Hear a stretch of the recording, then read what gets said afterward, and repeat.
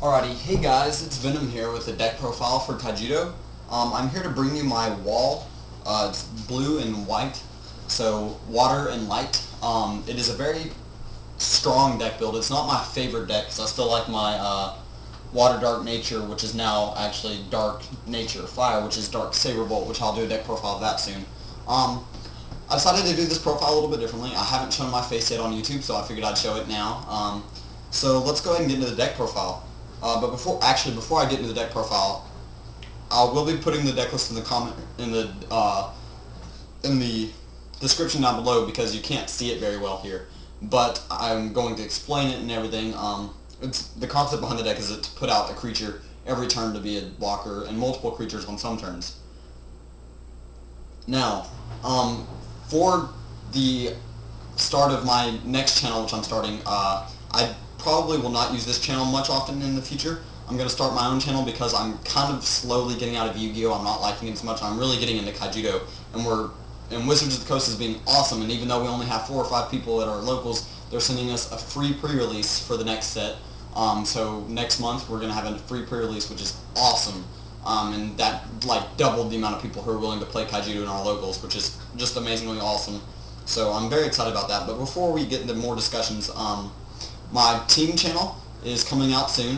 Me, my friend Zach, and Trevor, and possibly more people will be running that channel.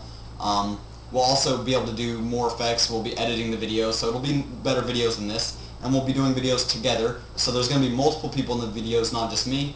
And it's going to be mostly Kaijudo. If I stay in Yu-Gi-Oh, we'll do some Yu-Gi-Oh videos as well, because if I stay in Yu-Gi-Oh, they'll stay in Yu-Gi-Oh as well.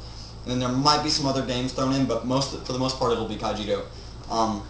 Our first video is going to be an introduction, or we are actually not going to do an introduction video, sorry, because Zach said that every time he started the channel he's done an introduction video and it died down.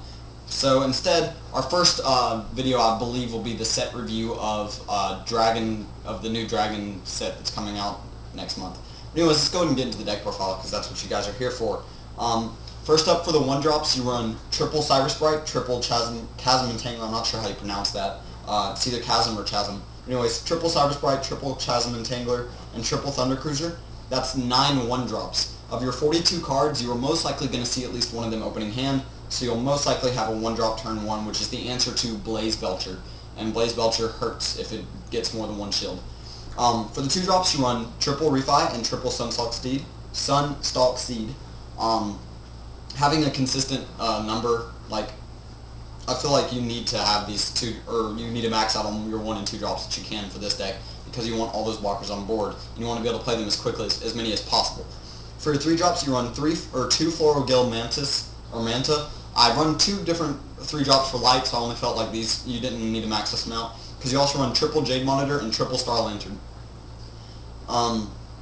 There's more 3 drops than 2 drops, which I don't like, so I might just drop the 2 Fluorogill Mantas and make it a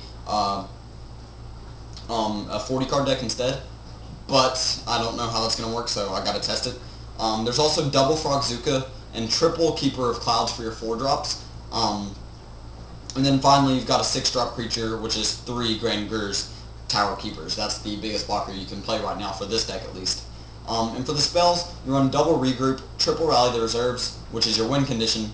Regroup is pretty much to protect your win condition. If you're facing a light deck and you go Rally and you attack and hit 1 shield and they have a Stormspark Blast, then you're not going to win because they're going to just swing all out for game next turn most likely. So Regroup is there for a backup, and you play Rally and Regroup in the same turn, so that way you won't die.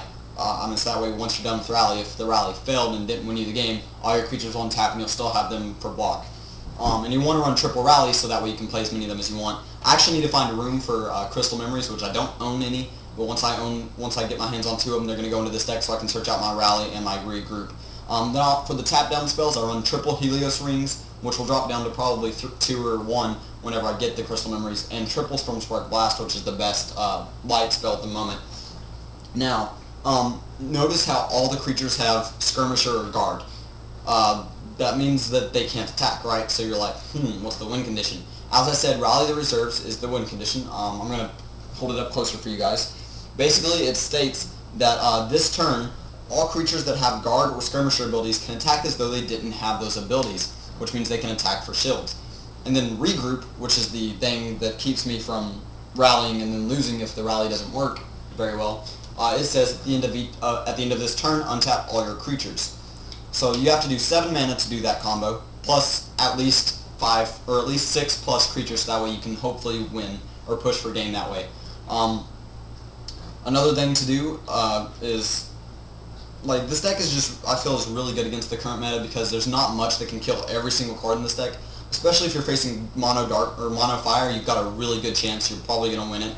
Because once you get to the Grand Gure and Keeper of Clouds and Frogzookas, the odds of them killing them are very little. And they can't block when you rally. They can't block, and they don't have Stormspark Blast in deck to keep your attacks from coming through. When you're facing decks that don't run light in them, you don't have to worry about Stormspark. So I mean, there's just so many reasons why this deck has been running really well for me. If I see Rally, I've not lost any game that I saw Rally in. If I don't see Rally, I've lost. So Rally, this is the win condition for the deck. If you're going to build a straight up wall deck like this, you need 3 of this card. Alright, so that's it for the video, guys. I hope you guys enjoyed. Rate, comment, subscribe. Leave a comment down in the description. Leave a comment in the comment section down below telling me how I did and how I could improve. Also, tell me if you like this format where you can actually see me discussing the cards or not. I'm kind of getting ready to be trying to look in, like, as you noticed that video, I've been looking down a lot. That's because I'm not used to looking into the camera, because I'm used to the camera being on the thing, so I can look down at the thing while I do the deck profiles. So I'm trying to do this to get used to looking at the camera for my upcoming channels, because I'll be doing more stuff like this for the upcoming channels. So let me know what you thought of it. I'm also going to have to try to find somebody to be my cameraman, because I don't like starting it, then walking all the way around over here, and then starting the video. So apologize for that. I mean, I could edit it out, I guess. But anyways, rate, comment, subscribe, leave a comment in the comment section down below. The deck list will be in the description box down below, and I will see you in the next video. Peace, YouTube.